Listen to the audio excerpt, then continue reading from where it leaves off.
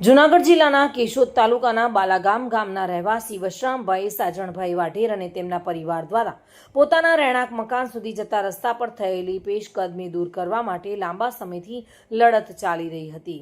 જો કે પરિવાર દ્વારા ગ્રામ પંચાયતથી લઈને મુખ્યમંત્રી કચેરી સુધી અનેક વખત મૌખિક અને લેખિત રજૂઆતો કરવામાં આવી હોવા છતાં અત્યાર સુધી કોઈ કાર્યવાહી કરવામાં આવી નથી અને હાલ પરિસ્થિતિ એવી બની ગઈ છે કે રસ્તા પર થયેલા દબાણના કારણે પરિવારને પોતાના ઘર સુધી જવામાં પણ ભારે મુશ્કેલીનો સામનો કરવાનો વારો આવ્યો છે।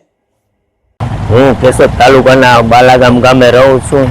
મેં મારા જાહેર રસ્તા માટે મેં અનેક વખત રજૂઆતો કરેલી છે, પણ મારા રસ્તા બાલાગામે ગામે મારા જાહેર રસ્તા પરનું દબાણ હજી સુધી કોઈ દૂર કરવામાં આવ્યું નથી અને મેં અનેક વખત જે તે અધિકારીને લેખિત તેમજ મૌખિક રજૂઆતો કરેલી છે। તેમાં ગ્રામ પંચાયત બાલાગામ તથા તાલુકા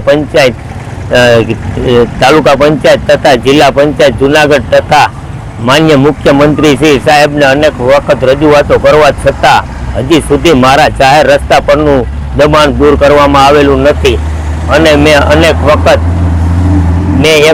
પણ જૂનાગઢ ખાતે ઉપવાસ આંદોલન પણ કરેલું હતું। ત્યારે મને છેતરી લેવામાં આવેલા હતા કે તમારો રસ્તો થઈ જશે, પણ તંત્ર દ્વારા કોઈ કામગીરી કરેલી નથી।